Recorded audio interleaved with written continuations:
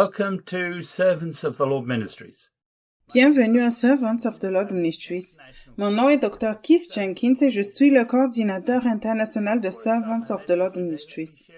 Avant de commencer mon message d'aujourd'hui, je veux vous partager la mission de ce ministère qui a été donnée à Joseph Hitchcock il y a de nombreuses années.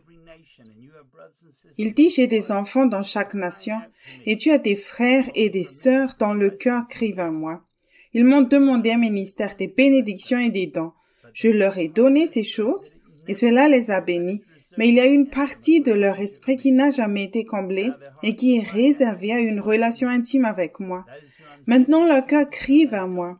Juste pour moi, c'est à eux que je t'envoie, car je ne veux pas qu'ils mettent les années qu'il t'a fallu pour arriver jusqu'à moi, parce qu'il n'y avait personne pour te montrer comment faire à l'époque. Servants of the Lord Ministries est un ministère d'enseignement et de formation envoyé au corps de Christ pour atteindre les personnes qui ont un cœur selon Dieu. Ce message s'adresse à ceux qui veulent apprendre à le connaître et grandir en lui et qui veulent être prêts pour son avènement. Aujourd'hui, je partage un message sur la mise en place des fondations. Jésus a dit dans Matthieu 7, verset 21 jusqu'au verset 27. C'est l'évangile de Matthieu, chapitre 7. Je commence par le verset 21. Ceux qui me disent Seigneur, Seigneur n'entreront pas tous dans le royaume des cieux, mais celui-là seul qui fait la volonté de mon Père qui est dans les cieux. Verset 22. Plusieurs me diront en ce jour-là, Seigneur, Seigneur, n'avons-nous pas prophétisé par ton nom? N'avons-nous pas chassé des démons par ton nom? Et n'avons-nous pas fait beaucoup de miracles par ton nom? Verset 23. Alors je leur dirai ouvertement, je ne vous ai jamais connu, retirez-vous de moi, vous qui commettez l'iniquité. Verset 24. C'est pourquoi quiconque entend ces paroles que je dis et les met en pratique sera semblable à un homme prudent qui a bâti sa maison sur le roc. Verset 25. La pluie est tombée, les torrents sont venus, les vents ont soufflé et se sont jetés sur cette maison. Et elle n'est point tombée parce qu'elle était fondée sur le roc. Verset 26. Mais quiconque entend ces paroles que je dis et ne les met pas en pratique sera semblable à un homme insensé qui a bâti sa maison sur le sable. Verset 27. La pluie est tombée, les torrents sont venus, les vents ont soufflé et ont battu cette maison. Elle est tombée et sa ruine a été grande. Pour plus d'informations sur la façon de poser des fondations correctes avec Jésus comme Seigneur opérationnel, lis le chapitre 3 sur Poser les fondations dans le livre Réveillez-vous, le temps touche à sa fin, volume 1, Fondation pour une maturité spirituelle. Jésus a décrit 2 fondations prises dans les tempêtes de la vie. Les 2 fondations comprenaient l'écoute de sa voix, mais celle qui a survécu suivait constamment les enseignements de Jésus. Jésus s'adressait aux chefs religieux de son époque. Jean, chapitre 8, verset 42 jusqu'au verset 47. C'est Jean, l'évangile de Jean, chapitre 8, je lis le verset 42. Jésus leur dit, si Dieu était votre Père, vous m'aimeriez, car c'est de lui que je suis sorti et que je viens. Je ne suis pas venu de moi-même, mais c'est lui qui m'a envoyé. Verset 43. Pourquoi ne comprenez-vous pas mon langage? Parce que vous ne pouvez écouter ma parole. Verset 44. Vous avez pour père le diable et vous voulez accomplir les désirs de votre père. Il a été meurtrier dès le commencement et il ne se tient pas dans la vérité, parce qu'il n'y a pas de vérité en lui. Lorsqu'il profère le mensonge, il parle de son propre fond, car il est menteur et le père du mensonge. Verset 45. Et moi, parce que je dis la vérité, vous ne me croyez pas. Verset 46. Qui de vous me convaincra de péché? Si je dis la vérité, pourquoi ne me croyez-vous pas? Verset 47. Celui qui est de Dieu écoute les paroles de Dieu. Vous n'écoutez pas parce que vous n'êtes pas de Dieu. Ne compte pas sur le fait de faire des œuvres du ministère. Ceux qui construisent leur propre ministère au nom de Jésus seront exposés. Les Juifs pouvaient entendre Jésus parler, mais ne pouvaient pas comprendre car ils servaient le diable par la convoitise de leur propre chair. Ceux qui n'entrent pas dans le royaume des cieux servent le diable sans le savoir. Le terme royaume des cieux comprend toute personne ou tout ange qui représente fidèlement le Père céleste en faisant sa volonté parfaite sur terre en pensée, en intention et en action. Paul a dit dans Colossiens chapitre 1 verset 7 au verset 10. C'est dans le livre de Colossiens chapitre 1. Je vais commencer par le verset 7. D'après les instructions que vous avez reçues d'Épaphras, notre bien-aimé compagnon de service, qui est pour vous un fidèle ministère de Christ, verset 8, et qui nous a appris de quel amour l'Esprit vous anime, verset 9. C'est pour cela que nous aussi, depuis le jour où nous en avons été informés, nous ne cessons de prier pour vous et de demander que vous soyez remplis de la connaissance de sa volonté en toute sagesse et intelligence spirituelle, verset 10, pour marcher d'une manière digne du Seigneur et lui être entièrement agréable, portant des fruits en toutes sortes de bonnes œuvres et croissant par la connaissance de Dieu. Épaphras était un serviteur fidèle qui avait appris à entendre et à obéir à Dieu et entrer lui-même dans le royaume de Dieu. Son rapport a poussé Paul à prier pour que l'Église numéro 1 soit remplie de la connaissance intime de sa volonté pour leur vie. Numéro 2, obtient la sagesse divine en ne cherchant pas d'excuses pour garder ses commandements. Numéro 3, et l'intelligence de ne laisser aucune place à ses besoins personnels. Numéro 4, mène une vie digne du Seigneur en obéissant constamment à l'Esprit. Numéro 5, plaît à Dieu en purifiant leur foi. Numéro 6, que l'Église soit fructueuse dans tout ce qu'elle entreprenne. Numéro 7, augmente ses connaissances ou leurs connaissances sans s'enorgueillir. Tu n'as pas besoin de te préparer pour les derniers jours en faisant des réserves de nourriture et de provisions. Jésus a dit à l'église de Laodicée, c'est dans Apocalypse chapitre 3, verset 18 au verset 22.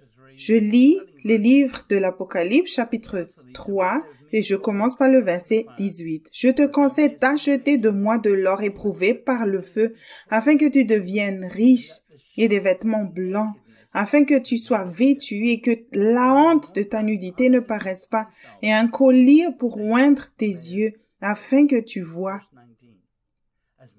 Verset 19.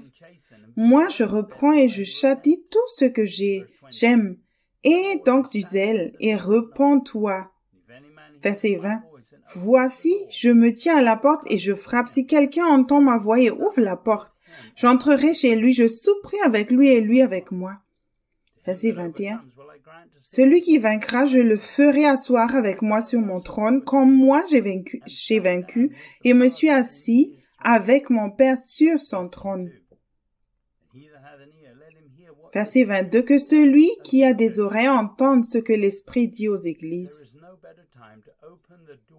Il n'y a pas de meilleur moment pour ouvrir la porte de ton cœur à Jésus et à apprendre l'obéissance en faisant confiance à Dieu de tout ton cœur dans les situations qui secouent la terre en ce moment. Tu obtiendras la grâce et expérimenteras un niveau d'intimité avec Jésus qui pourvoira à tous tes besoins dans la tempête. Jésus a dit dans Matthieu 6, verset 19 au verset 21. C'est l'évangile de Matthieu, chapitre 6, et je commence par le verset 19. Ne vous amassez pas des trésors sur la terre, où la teigne et la rouille détruisent, et où les voleurs percent et dérobent. Verset 20. Mais amassez-vous des trésors dans le ciel, où la teigne et la rouille ne détruisent point, et où les voleurs ne percent ni ne dérobent. Verset 21. Car là où est ton trésor, là aussi sera ton cœur. Ceux qui ont été transformés en suivant Jésus savent qu'à la racine du péché se trouve un amour pour leur chair, plus qu'un amour pour Dieu. Dans les derniers jours, chacun peut faire l'expérience de la grâce et de la miséricorde de Dieu pour changer et rechercher la volonté parfaite de Dieu. Paul a dit dans Colossiens chapitre 4, versets 12 et 13. C'est Colossiens chapitre 4, je commence par le verset 12. Épaphras, qui est des vôtres, vous salue, serviteur de Jésus-Christ. Il ne cesse de combattre pour vous dans ses prières, afin que parfait et pleinement persuadé, vous persistiez dans une entière soumission à la volonté de Dieu. Verset 13. Car je lui rends le témoignage qu'il a une grande sollicitude pour vous, pour ceux de Laodicée et pour ceux d'Hiérapolis. Épaphras voulait que l'Église soit parfaite et complète grâce à la repentance. Certains croient que le message aux Laodiciens s'applique à l'Église dans la période juste avant l'apparition du Seigneur Jésus-Christ. Jésus a dit dans Apocalypse 3, verset 14 ou verset 17, c'est le livre d'Apocalypse, chapitre 3, je commence par le verset 14. Écrit à l'ange de l'église de Laodicée, voici ce que dit l'Amen, le témoin fidèle et véritable, le commencement de la création de Dieu. Verset 15. Je connais tes œuvres, que tu n'es ni froid ni chaud. Je voudrais que tu sois froid ou chaud. Verset 16. Ainsi parce que tu es tiède, et que tu n'es ni froid ni chaud, je te vomirai de ma bouche. Verset 17.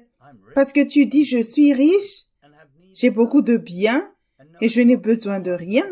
Et tu ne sais pas que tu es malheureux, misérable, pauvre, aveugle et nu. Dans le livre Mes brebis entendent ma voix, édition révisée, au chapitre 5, mesures pratiques pour une communion avec Dieu, aux pages 56-57 dans la version française, Joseph Hitchcock écrit: quand ils se trouvent dans l'esprit, beaucoup de croyants ne savent pas vraiment ce qu'ils ont fait pour y arriver. Ils vont à l'église et louent le Seigneur. Pendant quelques instants, ils oublient tout de leur vie. On pourrait supposer que le fait de louer Dieu les fait passer dans l'esprit, mais en réalité, ils y viennent parce qu'ils confessent Jésus comme leur Seigneur et s'inclinent devant lui. À ce moment-là, ils cessent d'être les seigneurs de leur vie et soumettent tout à Jésus en tant que leur Seigneur. Puis, dès que le culte est terminé, ils redeviennent leur propre maître et perdent la paix de Dieu qui réside en ceux qui font de Jésus leur Seigneur. On les fait passer dans l'esprit par ce que j'appelle la transhumance divine. Ils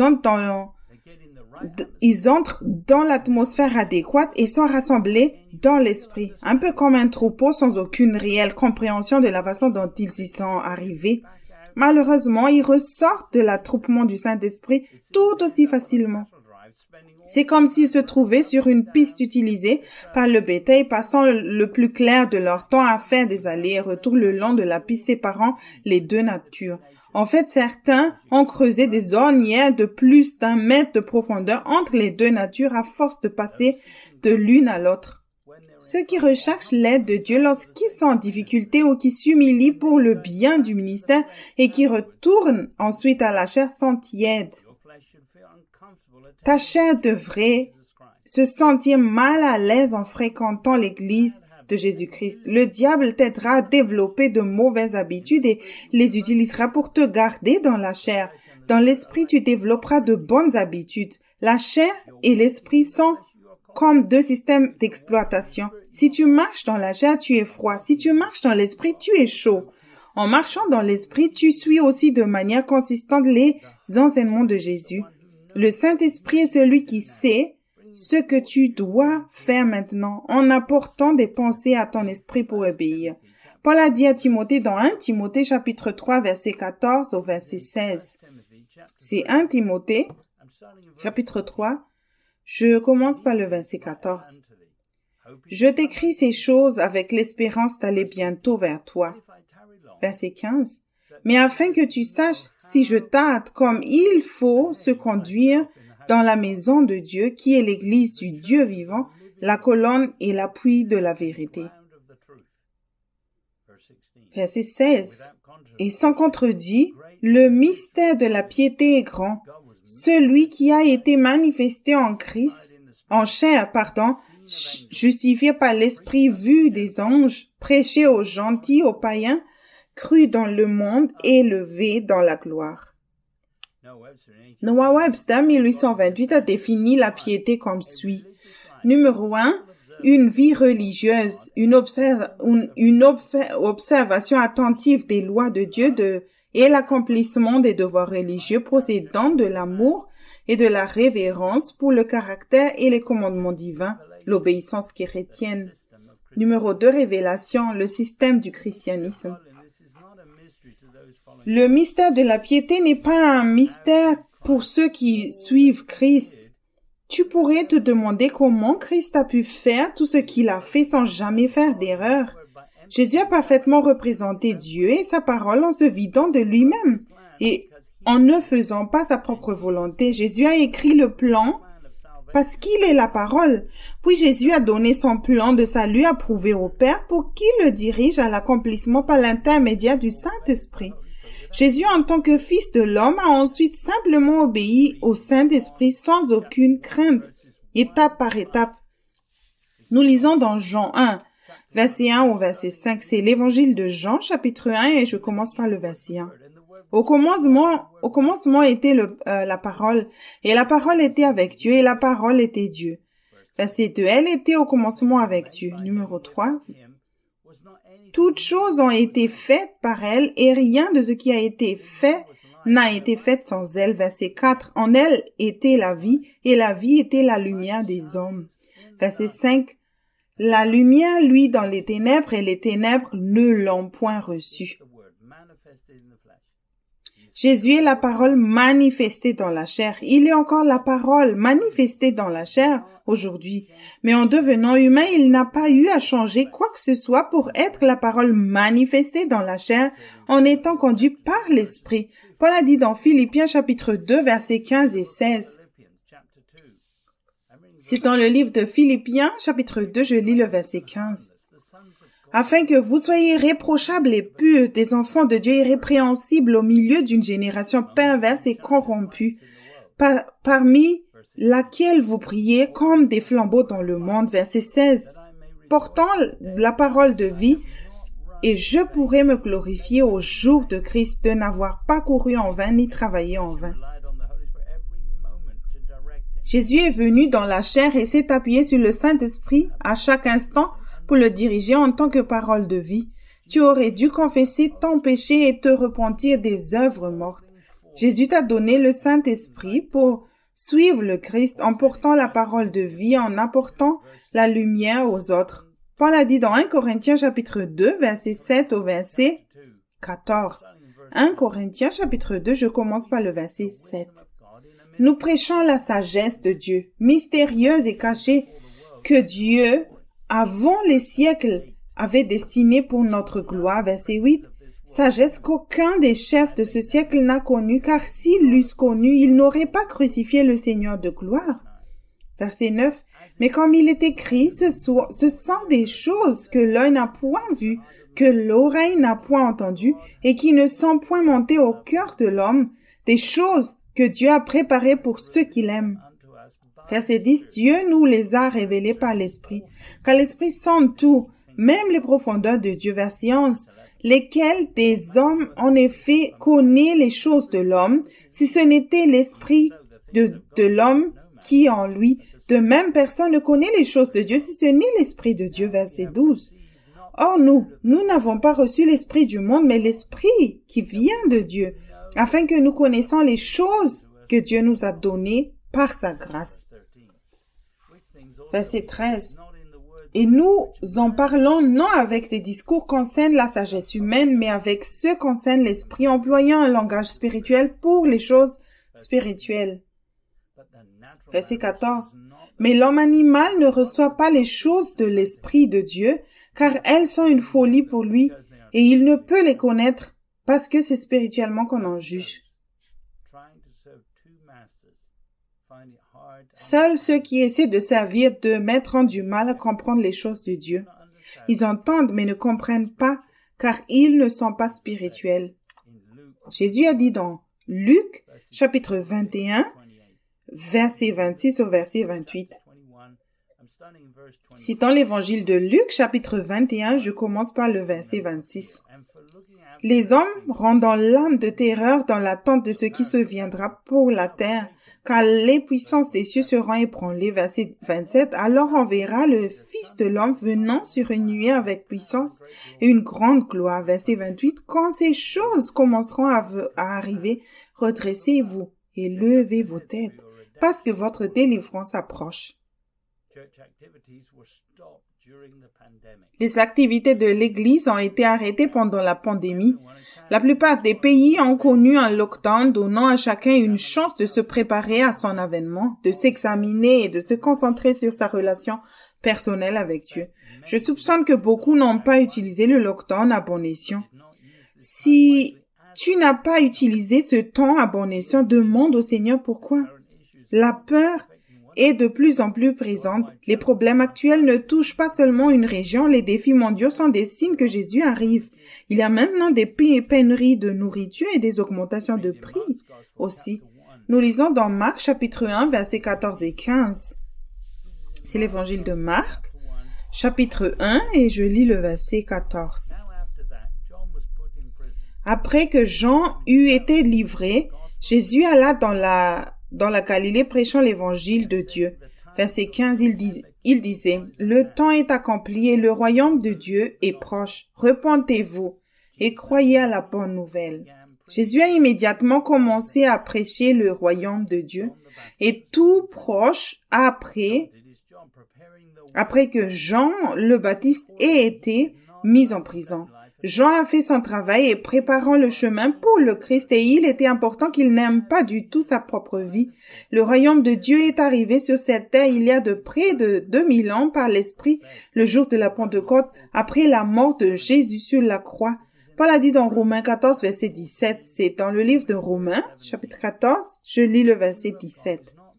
Car le royaume de Dieu, ce n'est pas le manger et le boire, mais la justice, la paix et la joie par le Saint-Esprit.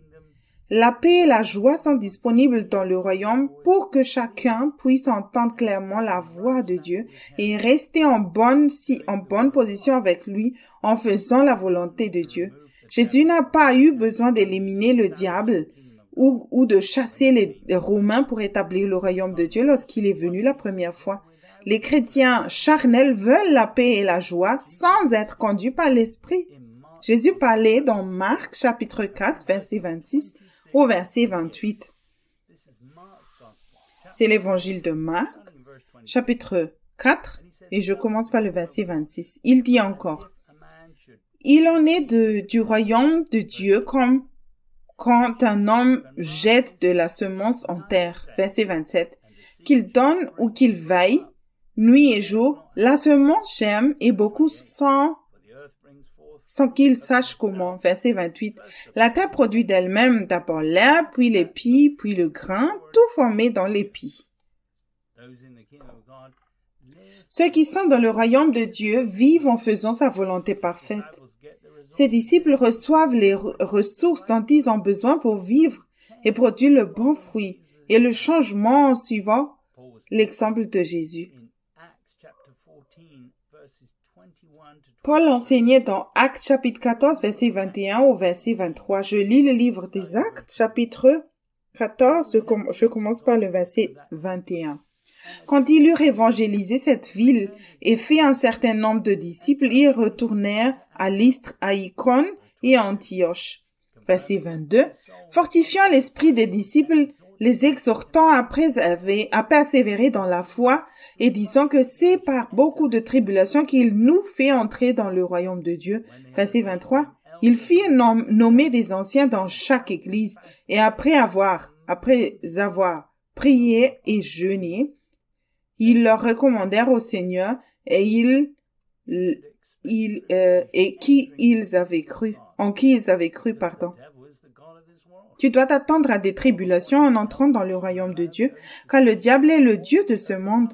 Paul a nommé des anciens et a permis à ceux qui avaient déjà vaincu leur chair et étaient entrés dans le royaume de Dieu d'enseigner.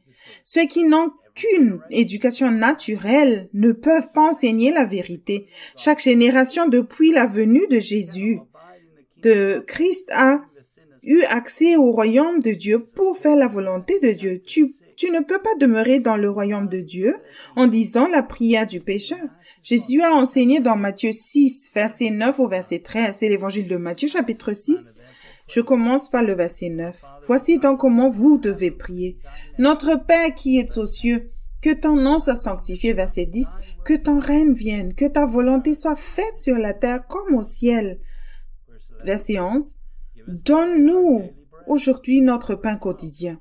Verset 12, pardonne-nous nos offenses comme nous aussi, nous pardonnons à ceux qui nous ont offensés. Verset 13, ne nous induis pas en tentation, mais délivre-nous du malin. Car c'est à toi qu'appartiennent dans tous les siècles le règne, la puissance et la gloire. Amen. Le royaume de Dieu fournit des ressources à tous ceux qui ont les bonnes priorités. Le péché te sépare du royaume de Dieu. Voici une version moderne de Matthieu 6, verset 9 au 13 que je peux te recommander. Utilise tout et n'importe qui pour m'aider à changer plutôt que ton nom soit déshonoré dans la façon dont je vis. Si j'écoute mes propres désirs, utilise la Bible, les circonstances ou n'importe quoi pour me réveiller spirituellement afin que je puisse voir mon péché et me repentir.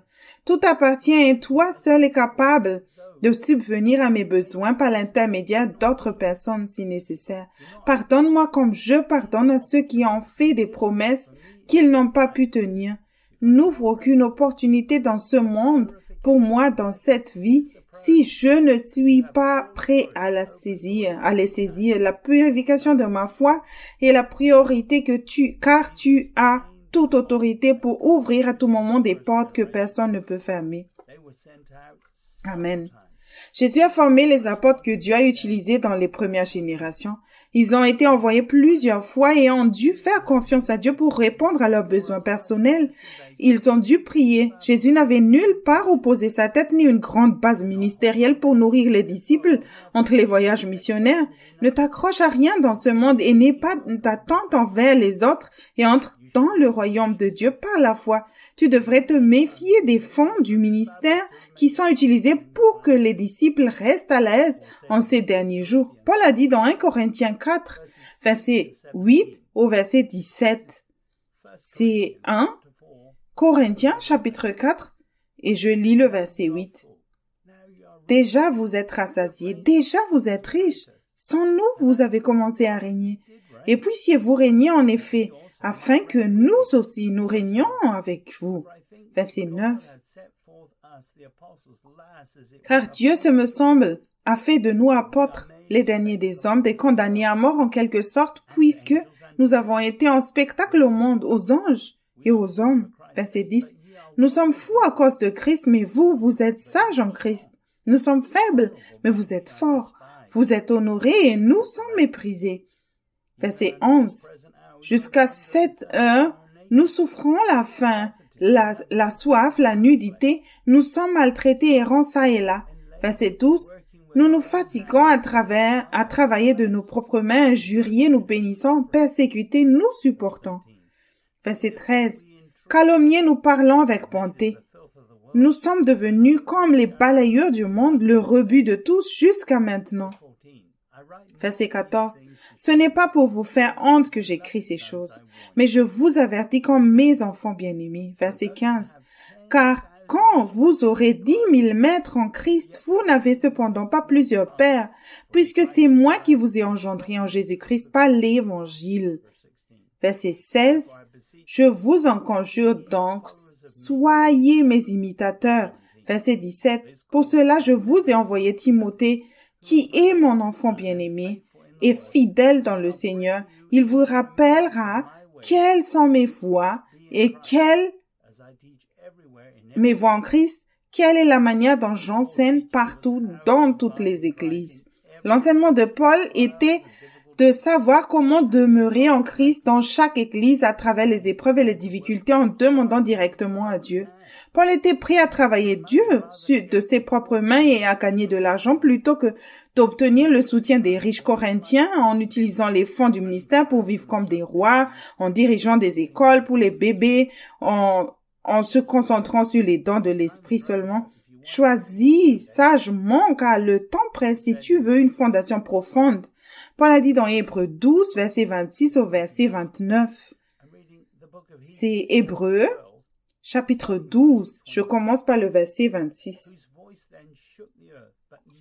Lui dont la voix alors ébranla la terre et qui maintenant a fait cette promesse, une fois encore j'ébranlerai non seulement la terre mais aussi le ciel.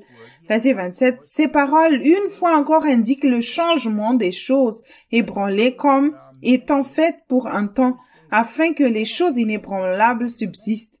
Verset 28, c'est pourquoi recevons un royaume inébranlable, montrant votre connaissance en rendant à Dieu un culte qui lui soit agréable avec piété et avec crainte. Verset 29, car notre Dieu est aussi un feu dévorant. Grâce à la pandémie, l'Église s'est brièvement réveillée au fait que Jésus arrive, mais elle est retournée à ses anciennes habitudes en l'appelant simplement Seigneur. La tribulation arrive pour ceux qui sont attirés à nouveau dans le monde et prennent des décisions basées sur la sagesse du monde. Ceux qui n'ont pas établi une bonne fondation avec Jésus comme Seigneur seront laissés derrière. Tous ceux qui est construit sur le royaume du diable sera exposé pour ceux qu'ils soient finalement détruits. Nous disons dans le ministère le bon est l'ennemi du meilleur. La meilleure fondation est de demander à Dieu ce qu'il veut par le don de la vie éternelle et d'obéir. Jean a dit dans 1 Jean 2, verset 25 au verset 29. C'est 1 Jean 2. Je commence par le verset 25. Et la promesse qu'il nous a faite, c'est la vie éternelle. Verset 26. Je vous ai écrit ces choses au sujet de ceux qui vous égarent. Verset 27.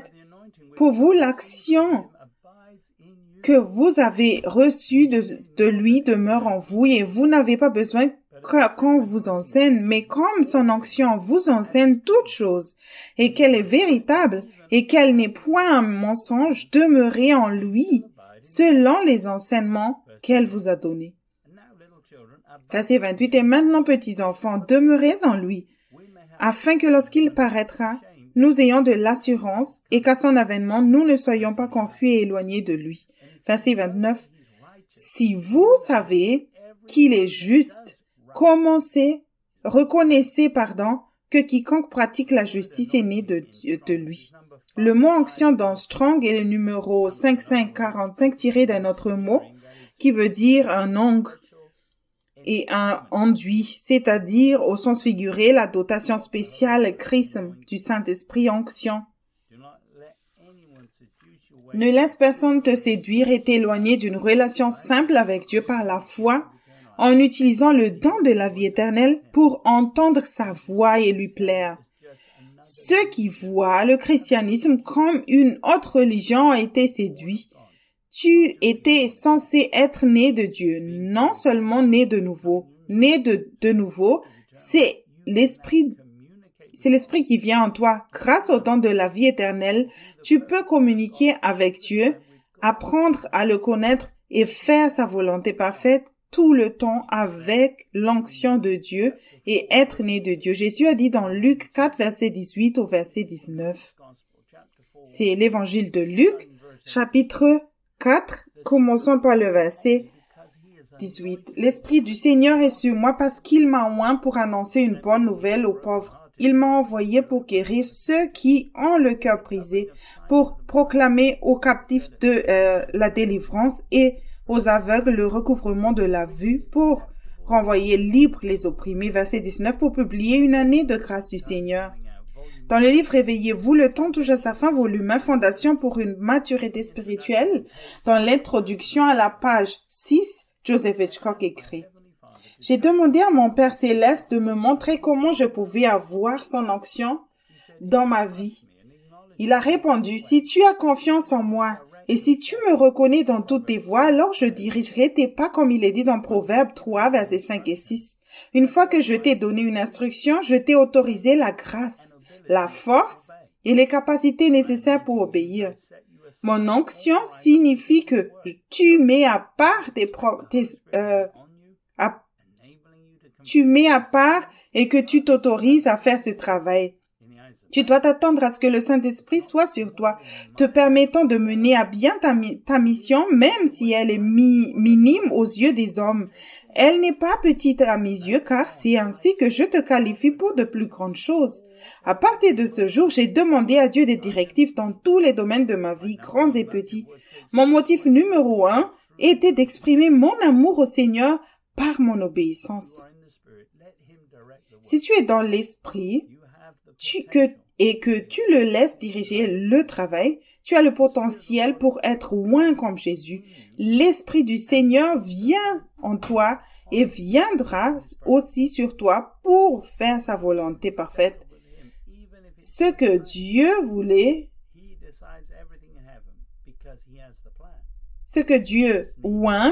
est acceptable pour lui.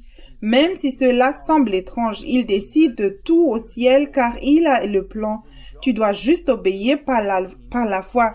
Jésus a dit dans Jean chapitre 17, verset 2 au verset 4. C'est Jean chapitre 17, je lis le verset 2. Selon que tu lui as donné pouvoir sur toute chair, afin qu'il accorde la vie éternelle à tout ce que tu lui as donné. Verset 3. Or, la vie éternelle, c'est qu'il te connaisse, toi, le seul vrai Dieu, et celui que tu as envoyé, Jésus-Christ. Verset 4. Je t'ai glorifié sur la terre. J'ai achevé l'œuvre que tu m'as donné à faire. J'ai voyagé, dans de nombreuses régions du monde et j'ai demandé aux gens d'écrire sur un morceau de papier ce qu'ils pensent être la vie éternelle avant de parler. Là où j'ai fait cela, plus de 80% ont écrit une mauvaise réponse. Lorsque j'ai lu à haute voix les écritures que tu viens d'entendre, beaucoup disaient « je le sais » et cependant, en écrivant sur papier, ce qu'est la vie éternelle en disant que c'est vivre pour toujours. Et ça, c'est un signe que beaucoup ont été séduits. Paul a dit dans Hébreux 4, versets 2 et 3. C'est Hébreux, chapitre 4, je lis le verset 2. Car cette bonne nouvelle nous a été annoncée aussi bien qu'à eux, mais la parole qui leur fut annoncée ne leur servit de rien, parce qu'elle ne trouva pas la foi chez eux qui l'entendirent. Verset 3. Pour nous qui avons cru, nous entrons dans le repos, selon qu'il dit, je jurai dans ma colère. Ils n'entreront pas dans mon repos. Et il dit cela, quoique ses œuvres eussent été achevées depuis la création du monde. Dans le livre Réveillez-vous, le temps touche à sa fin, volume 2, Grandir spirituellement dans le chapitre 2, La joie de mon salut, aux pages 115-116, Joseph Hitchcock dit, tu as déjà entendu cela, mais je vais le répéter. Ce que tu crois dans ton cœur est ce que tu fais. La plupart des chrétiens croient dans leur esprit, mais non dans leur cœur. Malheureusement, certaines personnes ne sont pas réellement sauvées parce qu'elles croient en Jésus à partir de leur tête au lieu de leur cœur.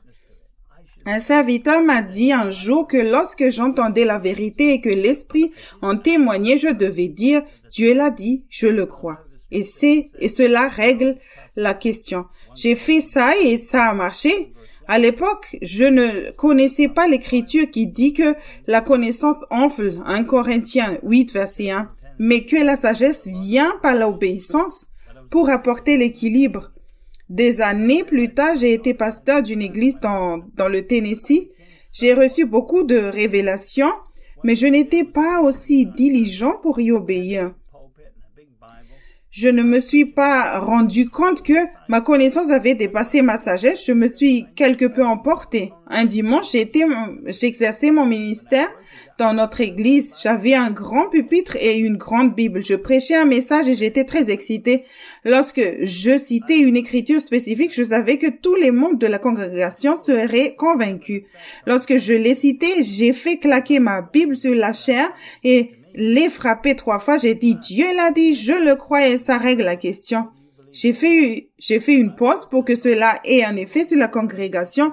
Pendant que je faisais une pause, le père avait quelque chose à me dire. Il a dit, fils, je l'ai dit et cela règle la question que tu le crois ou non. Ma parole n'a pas besoin que tu la crois pour être réglée. Elle est réglée pour toujours dans les cieux. Psaume 119, 89.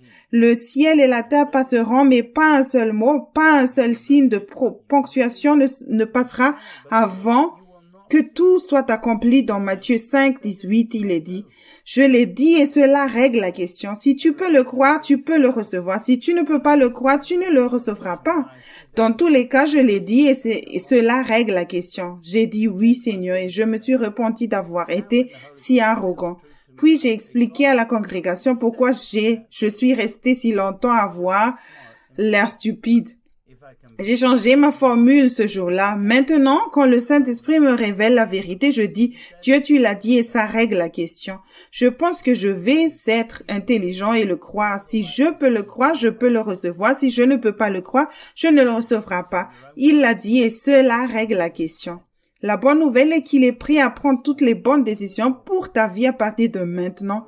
Tu peux cesser de faire tes propres œuvres et faire les siennes à la place. Ceci avec la promesse d'une gloire éternelle pour tous ceux qui entendent et obéissent à sa voix. Les enfants d'Israël sont allés dans le désert pour qu'ils apprennent à le connaître et à l'entendre et à l'accepter comme Seigneur. Jacques a dit dans Jacques 1, verset 21. C'est Jacques 1. Verset 21. C'est pourquoi, rejetant toute souillure et tout excès de malice, recevez avec douceur la parole qui a été plantée en vous et qui peut sauver vos âmes. Si tu veux bénéficier de la parole vivante et la croire de tout ton cœur et non de ta pensée, enlève d'abord soigneusement ce qui remplit ton cœur. Médite et laisse la vérité exposer ce que tu crois déjà. Rejette le mensonge et reçois la vérité. Médicalement, la distance entre la tête et le cœur est d'environ 18 pouces. Mais elle est d'1 milliard de kilomètres dans le monde spirituel. Dans la Bible amplifiée, Jean 17, verset 3 dit, « Et ceci est la vie éternelle, c'est te connaître, c'est-à-dire percevoir, reconnaître, connaître et comprendre toi, le seul vrai et réel Dieu, et aussi le connaître, Jésus, comme le Christ, loin, le Messie que tu as envoyé. » Les besoins de l'homme dans le royaume de Dieu sont satisfaits par le système de communication de Dieu. La vie éternelle est un don gratuit pour son peuple qui doit apprendre à le connaître personnellement et lui poser des questions si nécessaire. La vie éternelle fonctionne par la grâce à travers la foi car elle est venue dans le paquet du salut. Tu en as besoin. Numéro 1, la grâce qui est donnée à ceux qui sont humbles. Et numéro 2, la foi en Dieu pour croire que tu peux apprendre à connaître Dieu maintenant. Tu as déjà un esprit éternel qui vient de Dieu lorsqu'il t'a envoyé ici par grâce. Tu ne serais pas ici aujourd'hui si ce n'était pas grâce à Dieu et à sa parole. Grâce au don de la vie éternelle, tu peux apprendre à connaître Dieu maintenant et lui obéir parfaitement. Jean a dit dans 1 Jean chapitre 4, verset 1 au verset 4.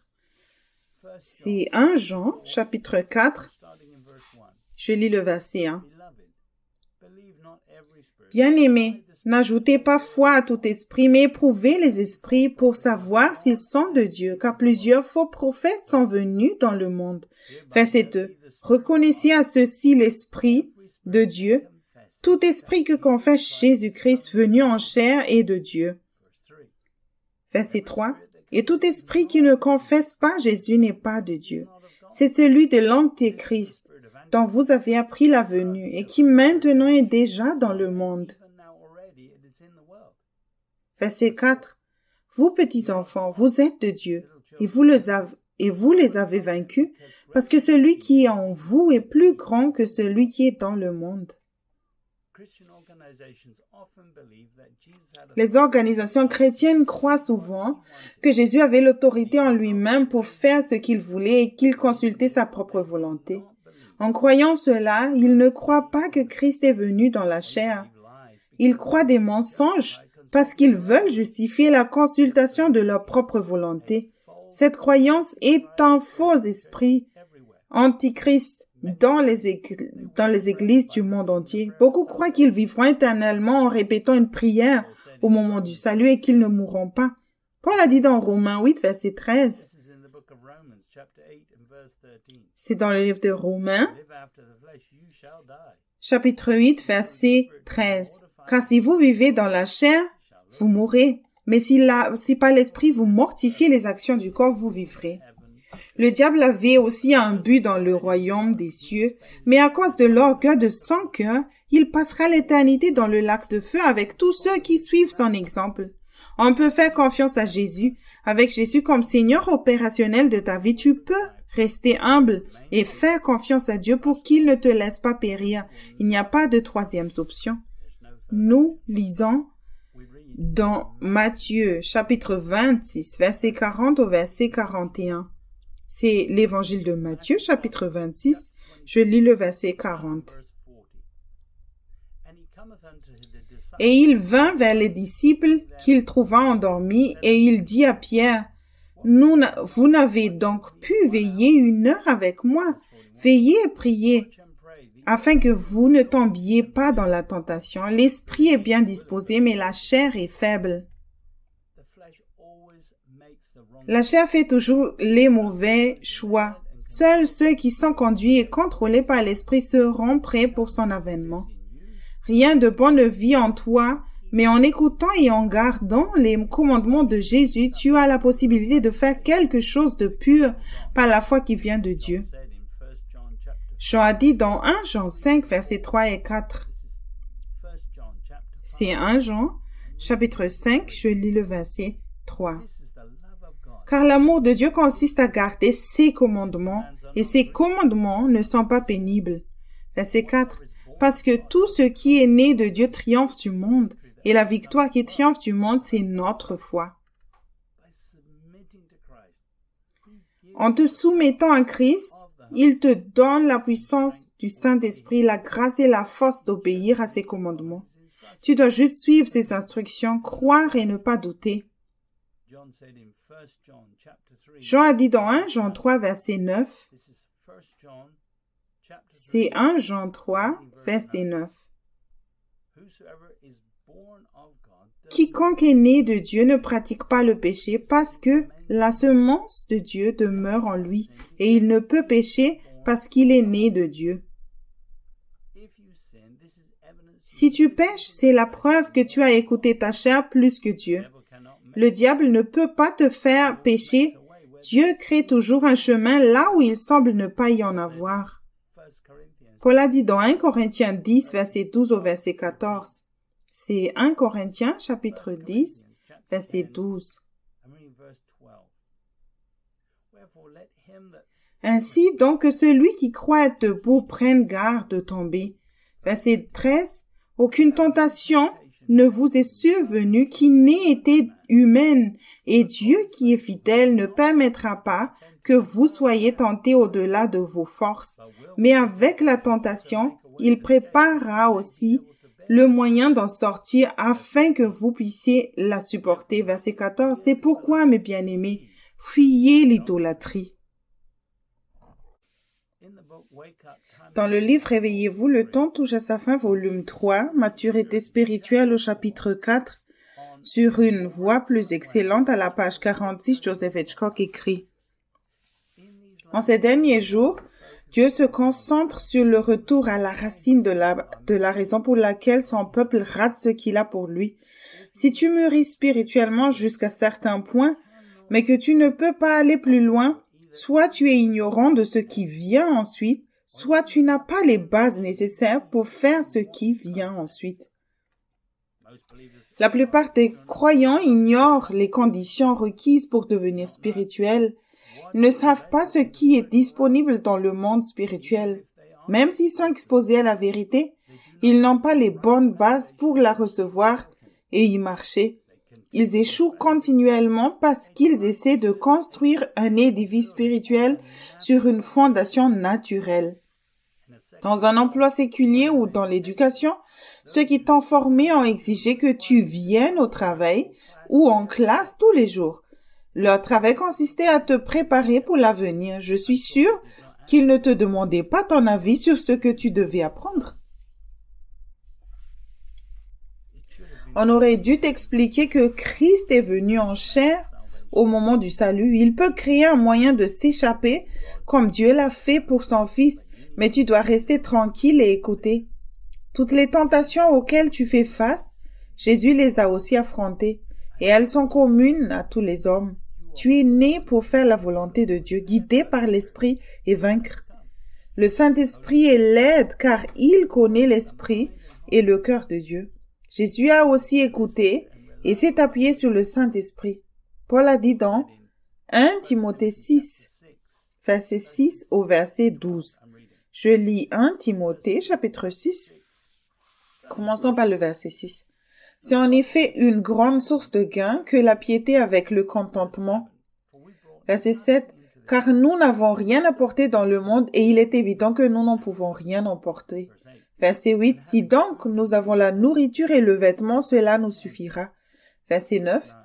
Mais ceux qui veulent s'enrichir tombent dans la tentation, dans le piège et dans beaucoup de désirs insensés et pernicieux qui plongent les hommes dans la ruine et la perdition. Verset 10. Car l'amour de l'argent est une racine de tous les maux, et quelques-uns, en étant possédés, se sont égarés loin de la foi et se sont jetés eux-mêmes dans de bien de tourments. Verset 11. Pour toi, homme de Dieu, fuis ces choses et recherche la justice, la piété, la foi, l'amour, la patience, la douceur. Verset 12.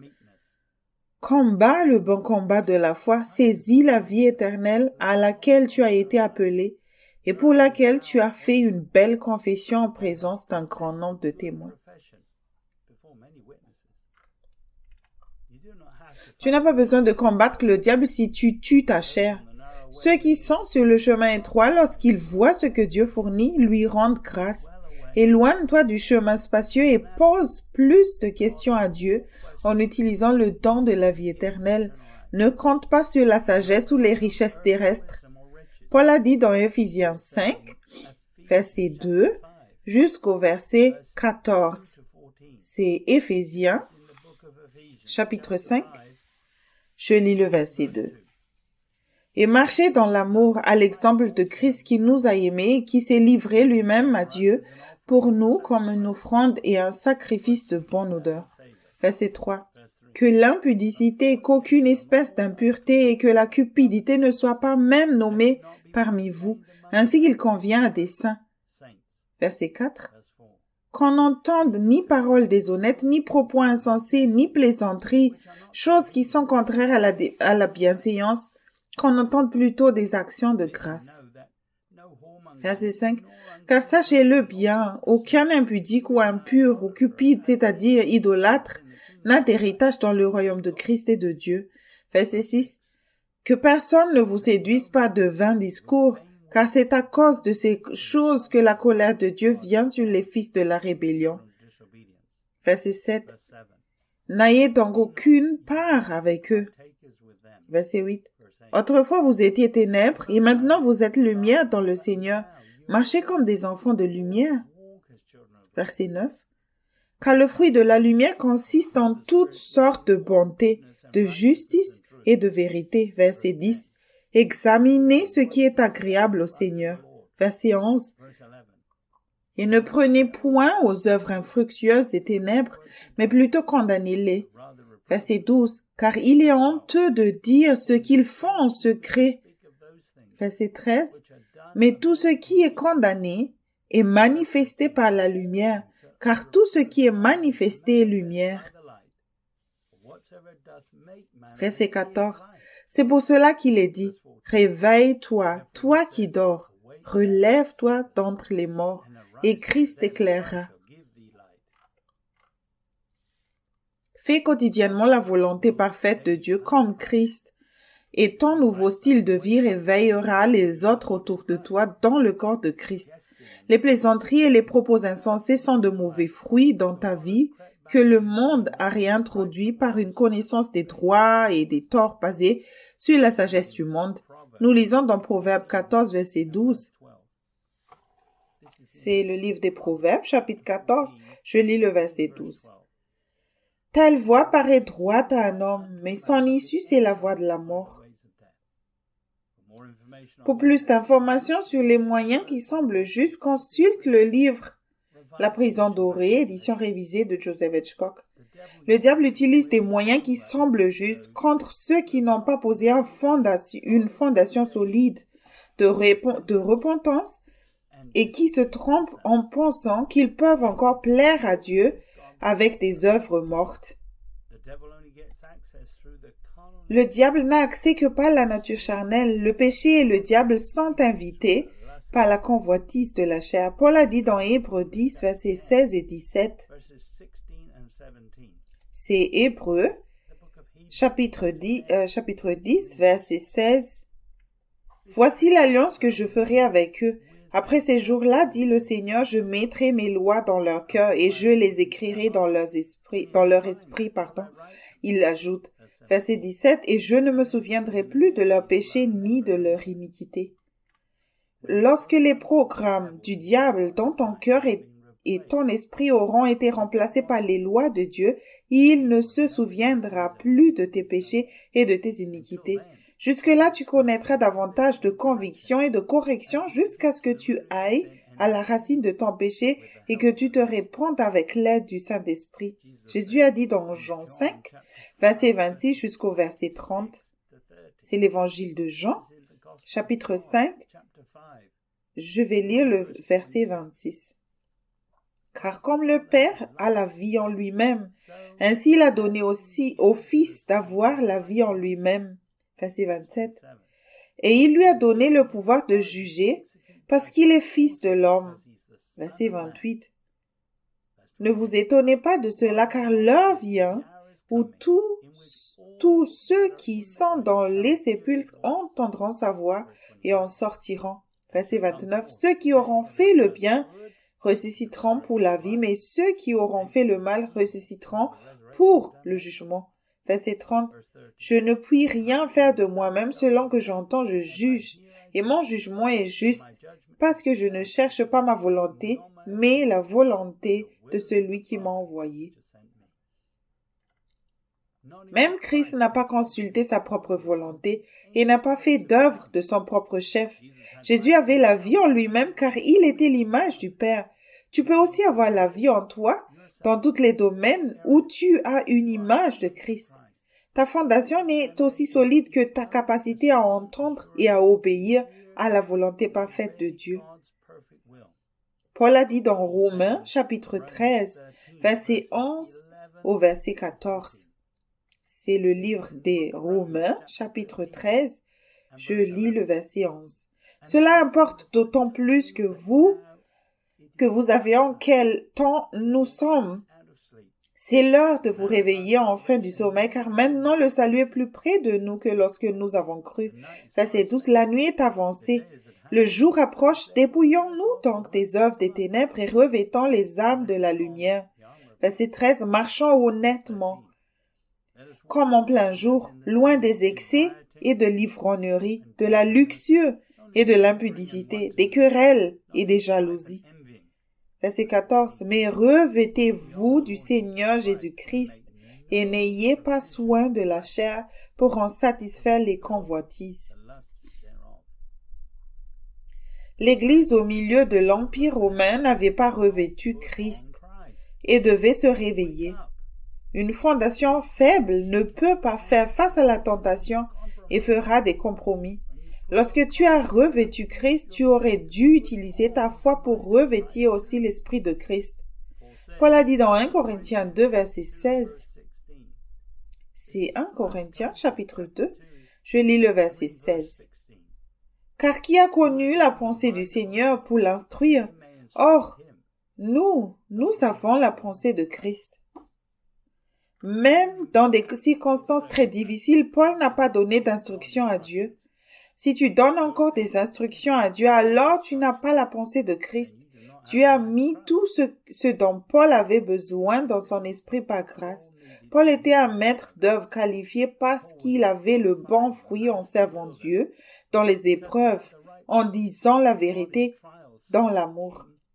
Paul a dit dans 1 Corinthiens, chapitre 3, verset 10 au verset 15. C'est 1 Corinthiens, chapitre 3. Je commence par le verset 10.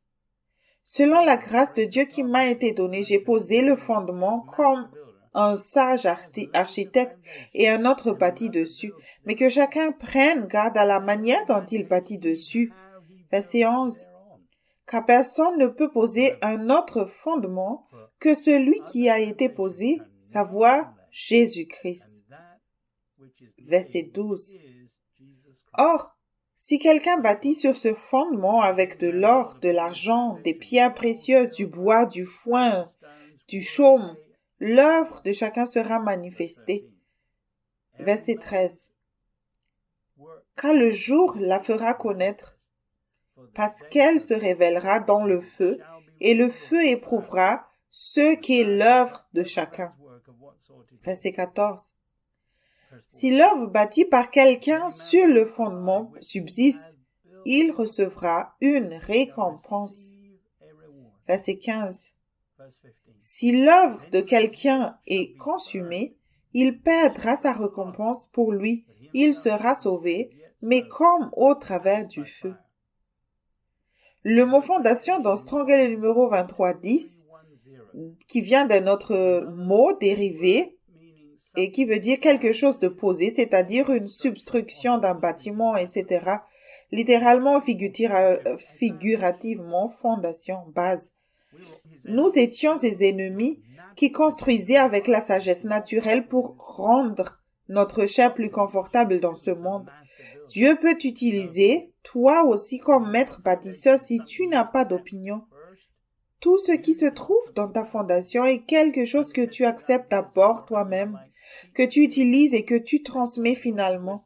Tes propres idées, non testées, sont comme des matériaux bon marché basés sur la sagesse du monde que tu transmets à la génération suivante. Si tu fais des compromis sur la vérité, tu subiras une perte éternelle et tu tromperas les autres. Nous lisons dans Ésaïe chapitre 55, verset 8 au verset 13. C'est le livre d'Ésaïe, chapitre 55, je lis le verset 8. Car mes pensées ne sont pas vos pensées et vos voix ne sont pas mes voix, dit l'Éternel. Verset 9. Autant les cieux sont élevés au-dessus de la terre, autant mes voix sont élevées au-dessus de vos voix et mes pensées au-dessus de vos pensées. Verset 10. Comme la pluie et la neige descendent des cieux et n'y retournent pas sans avoir arrosé, fécondé la terre et fait jamais les plantes sans avoir donné de la semence au semeur et du pain à celui qui mange. Verset 11. Ainsi en est-il de ma parole qui sort de ma bouche. Elle ne retourne point à moi sans effet, sans avoir exécuté ma volonté et accompli mes desseins. Verset 12. Oui, vous sortirez avec joie et vous serez conduits en paix. Les montagnes et les collines éclateront d'allégresse devant vous et tous les arbres de la campagne battront des mains. Verset 13. Au lieu de l'épine s'élèvera le cyprès, au lieu de la rance croîtra le myrte, et ce sera pour l'Éternel une gloire, un monument perpétuel impérissable. Le prophète décrivait comment dans le royaume de Dieu, sa parole venue du ciel fournit des réponses sur la façon de vivre dans un monde sombre et apporte la vie. Tout ce que tu écoutes dans ce monde a été corrompu par le diable. Tu peux entendre quelque chose qui semble bon, mais si l'esprit n'en témoigne pas, ce n'est pas la vérité. Nous lisons dans Proverbe 3, verset 5 au verset 8. C'est le livre des Proverbes, chapitre 3. Je commence par le verset 5. Confie-toi en l'Éternel de tout ton cœur et ne t'appuie pas sur ta sagesse. Verset 6. Reconnais-le dans toutes tes voies et il aplanira tes sentiers. Verset 7. Ne sois point sage à tes propres yeux. Crains l'Éternel et détourne-toi du mal. Verset 8. Ce sera la santé pour tes muscles et un rafraîchissement pour tes os. Le chapitre 3, versets 5 et 6 des Proverbes devrait avoir changé. Lorsque j'ai partagé cela pour la première fois avec un pasteur d'une église au Royaume-Uni où je me trouvais, il n'était pas d'accord sur le fait qu'il fallait tout demander à Dieu car il avait été séduit. Au Rwanda, j'avais plusieurs réunions sur plusieurs années. À chaque visite, je parlais pendant une semaine d'affilée avec environ 500 personnes présentes chaque jour dans le centre de Kigali. Beaucoup de chrétiens de la ville m'appelaient l'homme des Proverbes 3, versets 5 et 6. Ils ont entendu ce que j'ai dit, mais ils ne sont pas devenus des pratiquants, car ils ont été séduits par d'autres enseignements qui promettaient des bénédictions terrestres sans faire de Jésus le Seigneur. Paul a dit dans 1 Corinthiens chapitre 3 verset 1 au verset 9. C'est 1 Corinthiens chapitre 3, je lis le verset 1. Pour moi, frères, ce n'est pas comme à des hommes spirituels que j'ai pu vous parler, mais comme à des hommes charnels, comme à des enfants en Christ. Verset 2, je vous ai donné du lait, non de la nourriture solide, car vous ne pouviez pas la supporter, et vous ne le pouvez pas même à présent, parce que vous êtes encore charnels. Verset 3, en effet, puisqu'il y a parmi vous de la jalousie, des disputes, n'êtes-vous pas charnels, et ne marchez-vous pas selon l'homme? Verset 4, car quand l'un dit « Moi je suis de Paul » et un autre « Moi d'Apollos », n'êtes-vous pas des hommes? Verset 5, qu'est-ce que donc Apollos et qu'est-ce que Paul, des serviteurs, par le moyen desquels vous avez cru, selon que le Seigneur l'a donné à chacun? Verset 6, j'ai planté, Apollos a arrosé, mais Dieu a fait croître. Verset 7, en sorte que ce n'est pas celui qui plante qui est quelque chose, ni celui qui arrose, mais Dieu qui fait croître. Verset 8. Celui qui plante et celui qui arrose sont égaux, et chacun recevra sa propre récompense selon son propre travail. Verset 9. Car nous sommes ouvriers avec Dieu. Vous êtes le champ de Dieu, l'édifice de Dieu. Le mot laboureur, dans Strong est le numéro 4904 d'un composé présumé d'un autre mot et de la base d'un autre mot qui veut dire un collaborateur, c'est-à-dire un coadjuteur, compagnon de travail, aide, ouvrier ou ouvrier, compagnon de travail. Il y a de nombreuses possibilités d'emploi dans le royaume de Dieu, mais pour les architectes ou les maîtres d'œuvre, les fondations doivent être posées correctement. Les prophètes et les apôtres n'étaient pas des bâtisseurs du royaume, mais des ouvriers. Les auteurs d'évangiles ont tout consigné dans les moindres détails, même leurs erreurs, leurs faux pas et leurs souffrances inutiles. Tu devrais apprendre de leurs erreurs, construire avec soin et non sans partager les leçons que tu as apprises à la dure par la conviction et être fidèle à la vérité. Peut-être ne souffriras-tu pas pour avoir établi une vérité, mais tu devras souffrir pour ne pas la diluer. Jésus a dit dans Luc 9, verset 23 au verset 26. C'est l'évangile de Luc, chapitre 9, verset 23. Puis il dit à tous, si quelqu'un veut venir après moi, qu'il renonce à lui-même, qu'il se charge chaque jour de sa croix et qu'il me suive, verset 24, car celui qui voudra sauver sa vie la perdra, mais celui qui la perdra à cause de moi la sauvera. Verset 25, et que servirait-il à un homme de gagner tout le monde s'il se détruisait ou se perdait lui-même? Verset 26, car quiconque aura honte de moi et de mes paroles, le Fils de l'homme aura honte de lui, quand il viendra dans sa gloire et dans celle du Père et des saints anges.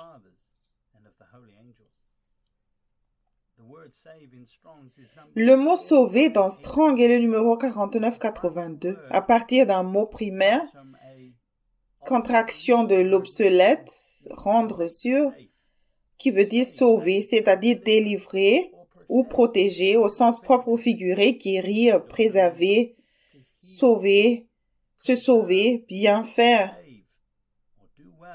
être, rendre entier. Le mot perdre, dans Strong est le numéro 622 tiré d'un autre mot et de la base d'un autre mot qui veut dire détruire complètement, réflexe de périr ou de perdre, au sens propre ou figuré, détruire, mourir, perdre, périr. L'écrivain chrétien C.S. Lewis a écrit « Tant que tu n'auras pas abandonné à lui ton moi, tu n'auras pas un vrai moi. » De nombreuses églises sont préoccupées par différentes œuvres et apparences qui ne se concentrent pas sur la seigneurie opérationnelle de Jésus-Christ. Ceux qui promeuvent les bénédictions et les promesses sont les conditions s'y rattachant, recherchent la vanité. Les dons ne sont pas les signes de la maturité, mais le fruit de l'esprit l'est. Tu devrais avoir fait des changements importants dans ta vie depuis le salut. Tu étais prêt à souffrir pour une carrière poursuivant des intérêts mondains, et maintenant, Tu devrais être prêt à souffrir pour faire sa volonté parfaite. Il faudra peut-être souffrir un peu, surtout si tu manques de temps.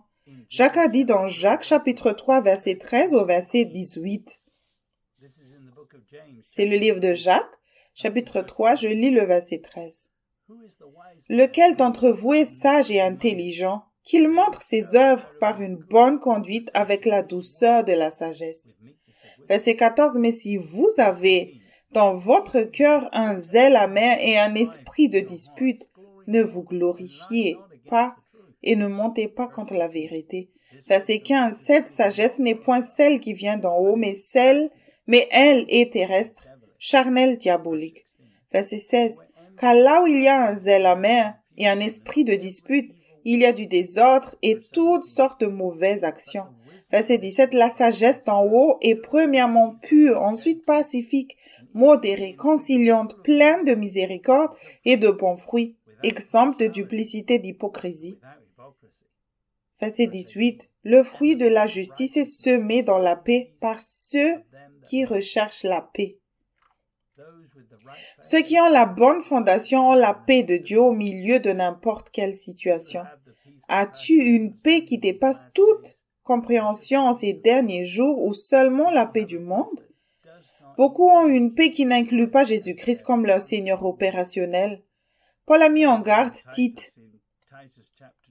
Dans Tite, chapitre 2, verset 11 au verset 15. C'est le livre de Tite, chapitre 2, je lis le verset 11. Car la grâce de Dieu, source de salut pour tous les hommes, a été manifestée. Verset 12. Elle nous enseigne à renoncer à l'impiété et aux convoitises mondaines et à vivre dans le siècle présent selon la sagesse, la justice et la piété. Verset 13. En attendant la bienheureuse espérance et la manifestation de la gloire du grand Dieu et de notre Sauveur Jésus-Christ. Verset 14. Qui s'est donné lui-même pour nous afin de nous racheter de toute iniquité et de se faire un peuple qui lui appartienne, purifié par lui et zélé pour les bonnes œuvres. Verset 15. Dis ces choses, exhorte et reprend avec une pleine autorité que personne ne te méprise. Dans la Bible vivante, Tite 2, verset 11 à 15 dit, car le don gratuit du salut éternel est maintenant offert à tout le monde, et ce don s'accompagne de la prise de conscience que Dieu veut que nous nous détournions d'une vie impie et des plaisirs du péché, et que nous vivons une bonne vie, craignant Dieu jour après jour, en attendant ce moment merveilleux dont nous attendions lorsque sa gloire sera vue, la gloire de notre grand Dieu et Sauveur Jésus-Christ. Il est mort sous le jugement de Dieu contre nos péchés afin de nous sauver de la chute constante dans le péché et de faire de nous son propre peuple, avec des cœurs purifiés et un réel enthousiasme pour faire des choses gentilles pour les autres. Tu dois enseigner ces choses et encourager ton peuple à les faire en les corrigeant si nécessaire comme quelqu'un qui a le droit de le faire. Ne laisse personne penser que ce que tu dis n'est pas important. Si tu ne changes pas, je pense que tu ne poses pas assez de questions à Dieu. Avec le don de la vie éternelle, tu peux vivre sur le chemin étroit et être totalement satisfait. Cependant, beaucoup ont cru des mensonges à la place. Jésus a dit dans Matthieu 7, verset 13 au verset 14. C'est l'évangile de Matthieu, chapitre 7, je lis le verset 13. Entrez par la porte étroite, car large est la porte, spacieux est le chemin qui mène à la perdition, et il y en a beaucoup qui entrent par là. Verset 14. Mais étroite est la porte, resserré le chemin qui mène à la face, et il y en a peu qui les trouvent. Ceux qui plaisent à Dieu font des œuvres de foi basées sur les précieuses promesses dirigées par l'Esprit. Ce qui prend du temps, c'est la purification de ta foi par des œuvres pour que tu puisses faire les œuvres que Dieu a prévues. Paul a dit dans Romains 8, versets 8 et 9. C'est Romains, chapitre 8, je lis le verset 8. Or, ceux qui vivent selon la chair ne sauraient plaire à Dieu. Verset 9. Pour vous, vous ne vivez pas selon la chair, mais selon l'esprit, si du moins l'esprit de Dieu habite en vous. Si quelqu'un n'a pas l'esprit de Christ, il ne lui appartient pas. Ceux qui ont reçu le Saint-Esprit à la nouvelle naissance peuvent être dans la chair ou dans l'esprit. Ceux qui laissent le Saint-Esprit les habiter ne sont pas dans la chair. Avant la croix, Jésus a dit à ses disciples, dans Jean 14, verset 16 au verset 17. Je lis Jean, chapitre 14, et je lis le verset 16.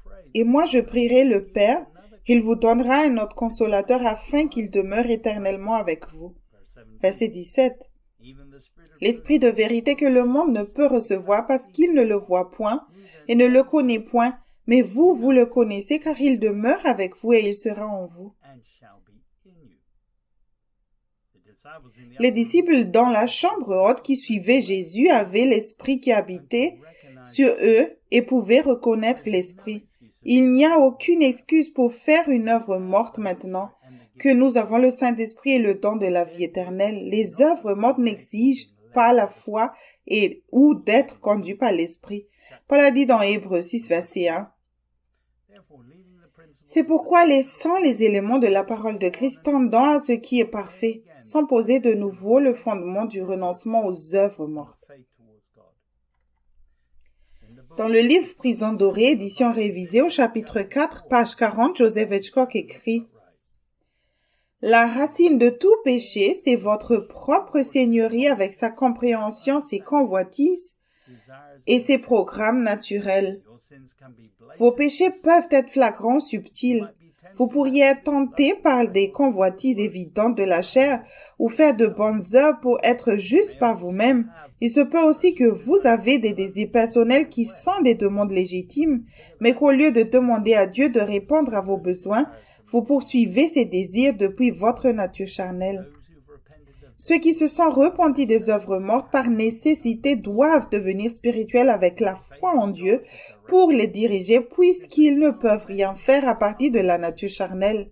Une œuvre morte, c'est toute œuvre que tu as faite à partir de ton raisonnement, bonne ou mauvaise. Pendant ma formation, chaque fois que je rate le Seigneur, on me disait « Il ne te faut pas longtemps pour savoir que tu l'as raté ». Cela m'a été d'une grande aide lorsque j'ai commencé à savoir que je m'enfonçais dans la chair pour de petits problèmes. J'ai enduré la correction et par la repentance, j'ai appris une leçon éternelle en allant à la racine du problème à chaque fois. Ceux qui suivent le Christ ne justifient pas le fait de se mettre dans la chair pour satisfaire leurs propres besoins physiques et émotionnels. La chair est encore dans la base de chaque chrétien charnel. Ils croient que Dieu aide ceux qui s'aident eux-mêmes. Ils consultent leur propre volonté et prennent rapidement des décisions pour se sauver du mal et préserver leurs propres intérêts. Si tu sers les autres par amour, tu apprendras rapidement ce que tu dois apprendre. C'est aussi Dieu qui décide qui est ton voisin. Beaucoup ne veulent pas apprendre à tout faire dans l'esprit et se soumettant à Dieu et à sa parole. Ceux qui considèrent le christianisme comme une autre religion de plus, où tu peux toujours être le Seigneur de ta propre vie, ont été séduits. La fondation que Jésus-Christ a posée comprenait le fait de renoncer à sa vie pour faire la volonté du Père. Jésus n'a jamais péché en faisant confiance au Père. Il est la norme pour tous ceux qui croient et se confient en lui. Jean a dit dans 1 Jean 3, versets 5 au 8, je lis 1 Jean, chapitre 3, je commence par le verset 5. Or, vous le savez, Jésus est apparu pour ôter les péchés, et il n'y a point en lui de péché. Verset 6. Quiconque demeure en lui ne pêche point, quiconque pêche ne l'a pas vu et ne l'a pas connu. Verset 7. Petits enfants, que personne ne vous séduise. Celui qui pratique la justice est juste, comme lui-même est juste. Verset 8. Celui qui pêche est du diable, car le diable pêche dès le commencement. Le Fils de Dieu apparut afin de détruire les œuvres du diable. Dans la Bible Message, 1 Jean 3, versets 5 à 8, il est dit « Tu sais sûrement que le Christ est apparu pour se débarrasser du péché, Il n'y a pas de péché en lui.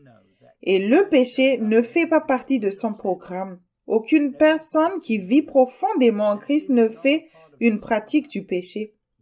Aucun de ceux qui pratiquent le péché n'a bien regardé le Christ. Ils l'ont pris à l'envers. Alors, mes chers enfants, ne laisse personne te détourner de la vérité. C'est la personne qui agit correctement qui est correcte, comme nous le voyons vécu dans notre Messie juste. Ceux qui font une pratique du péché viennent tout droit du diable. Le pionnier de la pratique du péché, le Fils de Dieu, est entré en scène pour abolir les voies du diable. En faisant confiance à Dieu de tout ton cœur, il est impossible de pécher. Il faut d'abord être dans la chair pour pécher. Le péché prouve que tu te trompes toi-même et que tu as encore une confiance dans la chair. Le but de la venue de Christ était d'abord de détruire les œuvres du diable en toi et de te permettre d'accomplir les œuvres que Dieu a ordonnées pour ta vie en tant que citoyen du royaume des cieux. Tu as été placé dans les lieux célestes en Jésus-Christ, bien au-dessus du diable. Alors tu n'as aucune excuse. Jacques a dit dans Jacques 1, verset 13 au verset 19, c'est Jacques chapitre 1, je lis le verset 13. Que personne lorsqu'il est tenté ne dise, c'est Dieu qui me tente, car Dieu ne peut être tenté par le mal et il ne tente lui-même personne. Verset 14, mais chacun est tenté quand il est attiré et amorcé par sa propre convoitise. Verset 15, puis la convoitise, lorsqu'elle a conçu, enfante le péché, et le péché étant consommé produit la mort. Verset 16, ne vous y trompez pas, mes frères bien-aimés. Verset 17, toute grâce excellente et tout don parfait descend d'en haut, du Père des Lumières, chez lequel il n'y a ni changement ni ombre de variation. Verset 18, il nous a engendrés selon sa volonté par la volonté de vérité, afin que nous soyons en quelque sorte les prémices de ces créatures. Verset 19, sachez-le, mes frères bien-aimés, ainsi que tout homme soit prompt à écouter, lent à parler, lent à se mettre en colère. Dans la Bible amplifiée, Jacques 1, verset 18 dit, et c'est de sa propre volonté libre qu'il nous a fait naître comme fils par sa parole de vérité, afin que nous soyons une sorte de prémisse de ces créatures, un échantillon de ce qu'il a créé pour se consacrer à lui. Après t'être repenti de toutes les œuvres mortes, comment seras-tu consacré si tu fais à nouveau des œuvres par toi-même? Pierre a dit dans 2 Pierre 2, verset 20 au verset 22. C'est 2 Pierre, chapitre 2. Commençons par le verset 20. En effet, si après s'être retiré des souillures du monde, par la connaissance du Seigneur et Sauveur Jésus-Christ, s'ils s'y engagent de nouveau et sans vaincu, leur dernière condition est pire que la première. Verset 21. Car mieux valait pour eux n'avoir pas connu la voie de la justice que de se détourner après l'avoir connu du saint commandement qui leur avait été donné. Verset 22. Il leur est arrivé ce que dit un proverbe vrai. Le chien est retourné à ce qu'il a vomi, et la truie lavée s'est vautrée dans le bourbier. Les ministères chrétiens qui se moquent de l'idée de tout demander à Dieu servent le diable. Ils empêchent les autres d'entrer dans le royaume des cieux. Ils n'ont pas fait de Jésus leur Seigneur. C'est en demandant constamment à Dieu les petites choses que tu peux établir Jésus comme Seigneur opérationnel de ta propre vie. Nous lisons dans Proverbe 14, verset 9. Les insensés se font un jeu du péché. Mais parmi les hommes droits se trouve la bienveillance. Certains dirigeants chrétiens disent que Dieu t'a donné un cerveau et qu'il attend de toi que tu l'utilises. Dieu est censé utiliser ta pensée et y mettre des choses pour que tu obéisses et médites dessus. Paul a dit dans Éphésiens 4, verset 30 au verset 32. C'est Éphésiens chapitre 4. Je commence par le verset 30. N'attristez pas le Saint-Esprit de Dieu, par lequel vous avez été scellés pour le jour de la rédemption. Verset 31. Que toute amertume, toute animosité, toute colère, toute clameur, toute calomnie et toute espèce de méchanceté disparaissent du milieu de vous. Verset 32. Soyez bons les uns envers les autres, compatissants, vous pardonnant réciproquement comme Dieu vous a pardonné en Christ. Dans le livre Réveillez-vous, le temps touche à sa fin, volume 1, Fondation pour une maturité spirituelle, verset réimprimé 2016, au chapitre 3, Supposer les fondations, page 48, Joseph Hitchcock écrit « Je peux t'apprendre à avoir des oreilles pour entendre ce que Dieu te dit. Je peux t'encourager à développer une relation avec ton Père et à communiquer avec lui de manière consistante pour qu'il puisse t'amener à la maturité. Mais le processus qui met cela en place est entre toi et Dieu, par le Saint-Esprit. Le travail qui consiste à placer réellement les vérités fondamentales dans ton esprit n'a rien à voir avec moi. C'est entre toi et Dieu. Tu peux compter sur le Saint-Esprit pour te préparer à son avènement. Si quelqu'un te laisse tomber, souviens-toi que Dieu savait que cela allait arriver. Il est aux commandes, il fera un chemin pour toi. Si tu ne leur pardonnes pas, tu ne représentes pas le royaume des cieux. Si tu veux entendre, apprendre et connaître et suivre Jésus, alors je te recommande ce livre « Mes brebis entendent ma voix » par Joseph Hitchcock. Si tu veux prendre un nouveau départ et te trouver sur le chemin étroit, semé dans l'esprit tous les jours, expérimenter le plein salut et la liberté grâce à une repentance régulière, alors je peux te recommander le livre Réveillez-vous, le temps touche à sa fin, volume 1, Fondation pour une maturité spirituelle par Joseph Hitchcock. Si tu veux grandir spirituellement, ne pas avoir l'esprit du monde et parvenir à maturité, je te conseille ce livre Réveillez-vous, le temps touche à sa fin, volume 2, Grandir spirituellement, par Joseph Hitchcock. N'accepte pas une version contrefaite du christianisme basée sur des œuvres mortes, religieuses, où tu n'as pas à te renier quotidiennement et à prendre ta croix. Tu dois t'assurer de t'engager sur le chemin étroit. Le chemin spacieux qui mène à la destruction est attrayant. On l'annonce par un panneau indicateur disant « Le paradis par ici ». Et de nombreuses personnes bien intentionnées fréquentant l'église sont sur le chemin spacieux. Si tu sais que tu as résisté à la vérité et que tu veux savoir pourquoi, je peux te conseiller ce livre « La prison dorée », édition révisée de Joseph Hitchcock. Aujourd'hui, je t'ai partagé un message sur les fondations spirituelles. Beaucoup n'ont pas débuté correctement. On ne leur avait pas dit que Jésus était venu en chair sur terre. On ne leur a pas dit de se renier complètement eux-mêmes et de se charger de leur croix. Mais aujourd'hui, tu entends cela. Je veux que tu reviennes à tes premières œuvres si nécessaire et poser ces fondations à nouveau. Mais tu dois faire cela avec le Seigneur. Tu dois le faire personnellement et de permettre au Saint-Esprit de mettre chacune de ces vérités dans ton cœur et les recevoir par la foi. Souviens-en que Dieu parle en tout temps et il peut te montrer qu'est-ce que cela veut dire. Tu dois relâcher les choses à quoi tu t'attaches et faire place aux vérités qu'il te donne. Tu dois être doux et recevoir la parole avec douceur. Je vais prier avec toi maintenant. Si tu as reçu ce message et que tu sais que Dieu t'a parlé sur les domaines dont tu sais que tu manques de douceur et que tu sais que dans cela tu n'as jamais fait de Jésus le Seigneur, laisse-moi prier avec toi. Père Céleste, je sais qu'il y a quelqu'un qui écoute ce message maintenant, que tu es en train de bâtir une solide fondation qui durera dans l'éternité. Emmène-les dans ta gloire qui apparaît, qu'ils puissent vraiment appartenir à ton royaume, qu'ils fonctionnent avec leurs pensées charnelles.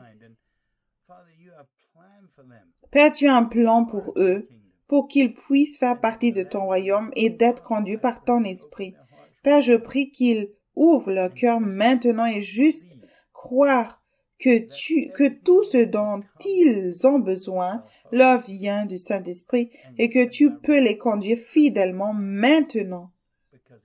Parce que la vie éternelle est ici, maintenant, dans le nom de Jésus. Dieu vous bénisse. Merci d'avoir écouté. C'est toujours une bénédiction de partager ce message avec vous.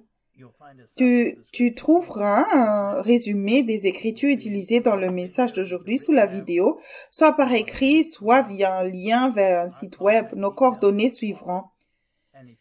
Si tu désires entrer en contact avec nous, si tu désires ce genre de vie, c'est-à-dire mettre complètement ta confiance au Saint-Esprit, s'il te plaît, entre en contact avec nous. On peut t'aider, nous avons beaucoup de matériel. C'est une nouvelle façon de vivre. S'il te plaît, entre en contact avec nous. Dieu te bénisse et merci d'avoir écouté.